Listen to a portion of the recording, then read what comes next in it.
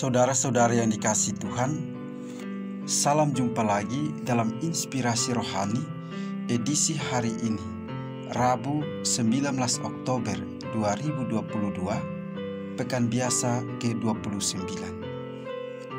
Marilah berdoa. Dalam nama Bapa dan Putra dan Roh Kudus. Amin. Saudara-saudari yang dikasihi Tuhan, inspirasi rohani hari ini diambil dari Injil Lukas bab 12 ayat 39 sampai dengan 48. Pada suatu ketika berkatalah Yesus kepada murid-muridnya, "Camkanlah ini baik-baik. Jika tuan rumah tahu pukul berapa pencuri akan datang, ia tidak akan membiarkan rumahnya dibongkar. Hendaklah kamu juga siap sedia, karena Anak Manusia datang pada saat yang tidak kamu sangkakan." Kata Petrus, "Tuhan, kamikah yang Engkau maksudkan dengan perumpamaan itu, atau juga semua orang? Jadi siapakah pengurus rumah yang setia dan bijaksana yang akan diangkat oleh tuannya menjadi kepala atas semua hambanya untuk memberikan makanan kepada mereka pada waktunya? Berbahagialah hamba yang didapati tuannya melakukan tugasnya itu ketika tuannya itu datang. Aku berkata kepadamu, sesungguhnya tuannya itu akan mengangkat dia menjadi pengawas segala miliknya. Akan tetapi, jikalau hamba itu jahat dan berkata di dalam hatinya, 'Tuanku tidak datang-datang,' lalu ia mulai memukul hamba-hamba laki-laki dan hamba-hamba perempuan, dan makan minum dan mabuk, maka tuan hamba itu akan datang pada hari yang tidak disangkakannya dan pada saat yang tidak diketahuinya, dan akan membunuh dia dan membuat dia senasib dengan orang-orang yang tidak setia.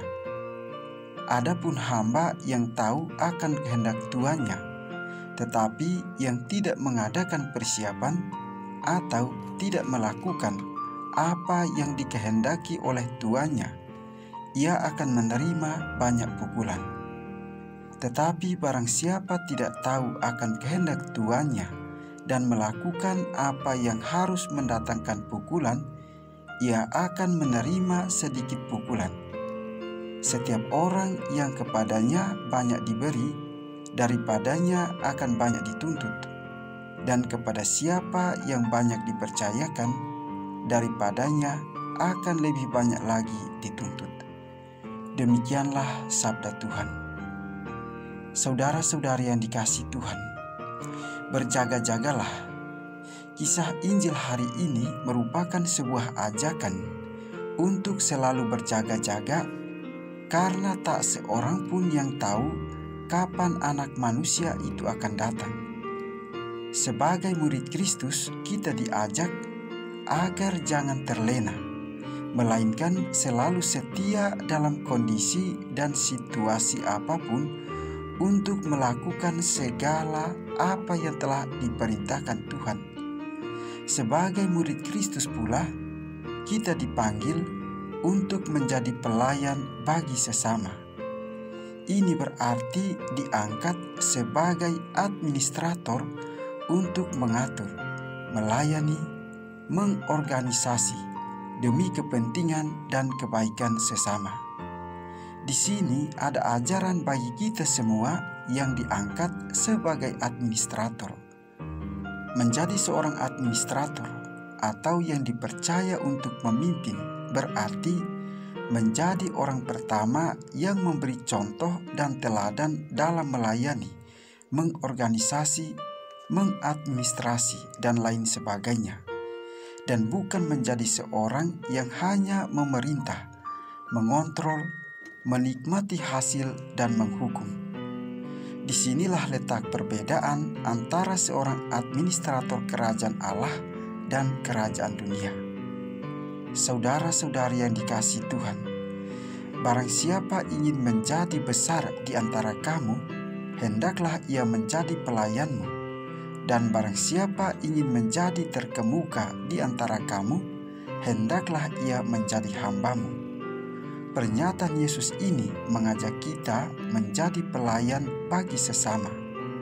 Perlu diingat, menjadi pelayan dalam kerajaan surga adalah sebuah tugas dan kepercayaan yang diberikan Tuhan. Ini merupakan simbol persahabatan dan kekeluargaan.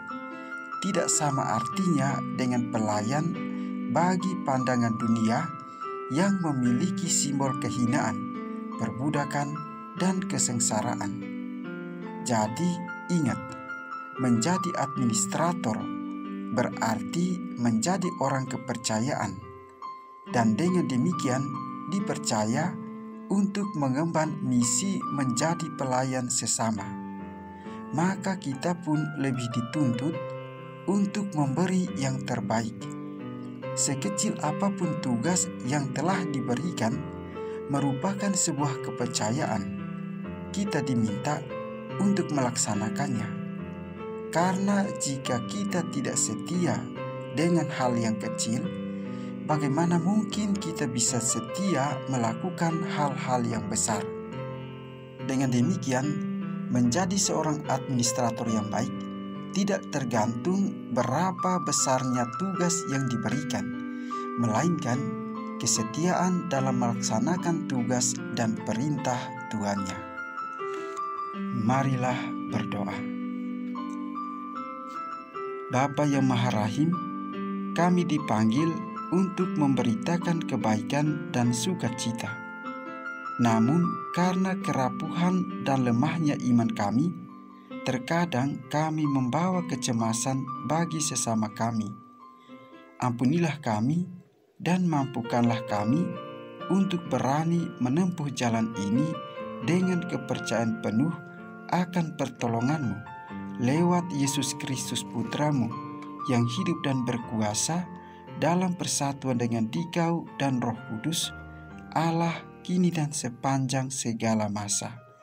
Amin.